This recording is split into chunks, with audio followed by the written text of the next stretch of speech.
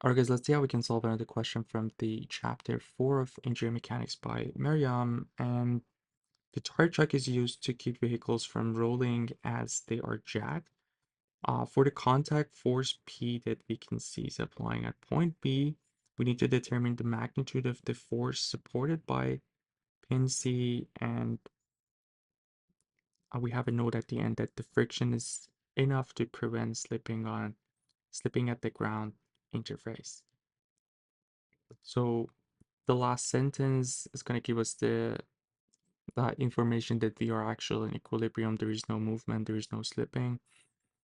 So our equilibrium equations are valid here. Sum of all forces in x equals 0, sum of all forces in y equals 0, and we're going to have one moment equation, meaning we're going to solve up to 3 unknowns in here.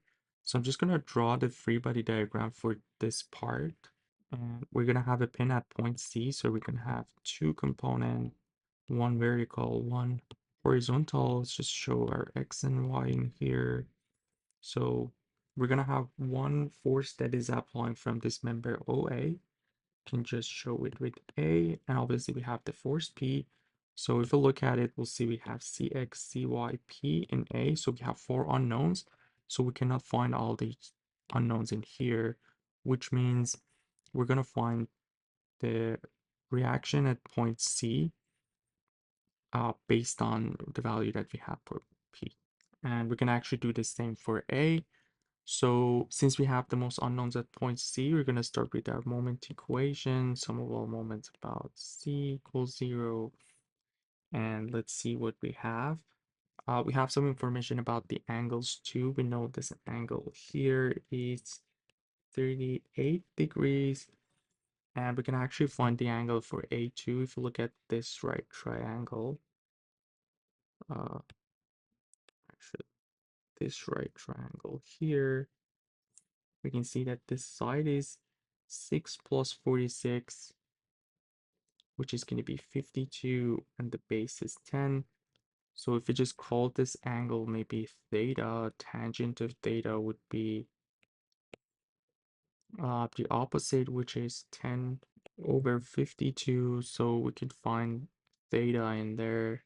Let's see what we get. Basically, we have tangent inverse of, so tangent inverse of 10 divided by 52. That's going to give us 10.86 degrees. So let's start with our moment equation, and I'm just going to bring this here. All right, so we're going to have the moment of the force P. So if you look at P, we'll see that we're going to have two component, one horizontal, one vertical, and both of them are actually going to make moment about point C. Let's start with the vertical one, which is the P sine of 38. Sorry, the horizontal one. So this one would be P sine of 38 degrees. That's the force. And one thing that we need to consider is that the moment of that force is going to be clockwise, so it will be negative. And the distance would be basically the vertical distance to the line of action, or what we have in here, or C to B, which is 46 millimeter. And we're gonna have the same storyboard for the vertical component too. That one's also negative because it's clockwise, so P, we know it's cosine of 38 degrees, and the distance that we have would be this distance, which is 35. So that's everything for P. And now we need to move on to A.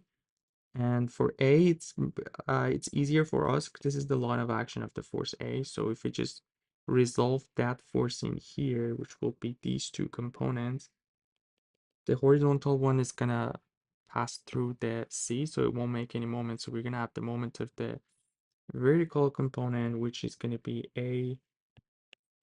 And obviously the moment is counterclockwise, so positive A. The vertical would be the cosine of theta. So cosine of 10.86 degrees. And the distance that we have would be the distance from C to O, which is 35 plus 41. So basically 31 plus 35 plus 10. And since we are in equilibrium, this will be equal to 0, and we can find A based on P. So we can just factor P. So the ratio that we're going to have is 46 sine of 38 plus 35 cosine of 38 over, this is going to be 76 cosine of 10.86 degrees. And as you can see, all the dimensions are in millimeter, but I didn't do any unit conversion because it will be canceled out at the end if you just divide each of these by 1,000. So let's see what we get here. So 46 sine of 38 plus 35 cosine of 38.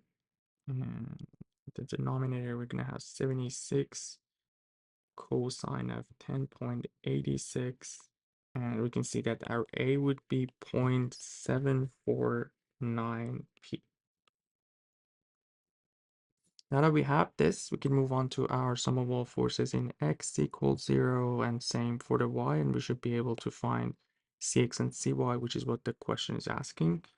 So cx, if we look at the x component, we're going to have cx, we're going to have the x component of a, which is to the left, so it's negative, and it will be a minus a sine of theta minus a sine of theta, which was 10.86. And we're going to have the x component of p as well, so it's to the right, so positive p sine of 38 plus p sine of 38 degrees. So cx would be basically, we figured that a is also 0.749 p sine of 10.86 plus p sine of 38. So if we just factor p, our CA would be 0.749 sine of 10.86 plus sine of 38.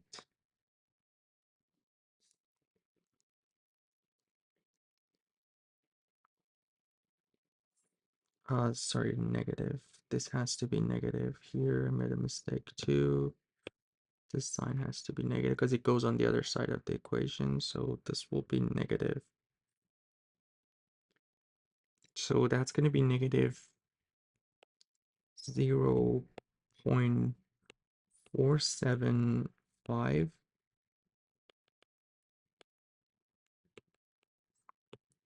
And the negative sign shows that it's actually to the left. And the last equation would be sum of all forces in y equals 0. So we're going to have cy, which is upward. We're going to have the a component of the y component of a. It's upward, so positive would be a cosine of theta. So a cosine of theta, which was 10.86 degrees. And we're going to have the y component of p. If we look at it, it's downward. So minus, this time will be cosine of 38. What do we have for x? It's going to be the other one. So if we had sine in x, it will be cosine in y. So let's see what we get for ay. So basically p cosine of 38 minus a, which was this value 0.749 cosine of 10.86 degrees. Let's see what we get here. So cosine of 38 minus 0.749 cosine of 10.86. So this is going to be 0.052 p. And if we just want to find the magnitude, we're going to have the square root of cx squared plus cy squared. So I'm just going to take the p out. And we're going to have the square root of 0.3 475 squared plus 0052 squared. And this is going to be the final answer for this question, 0.478 P, which would be the reaction that the question is asking. At pin C, hope everything was clear. Let me know if you guys have any questions, and you guys take care. I'll see you in the next video. Have a good one.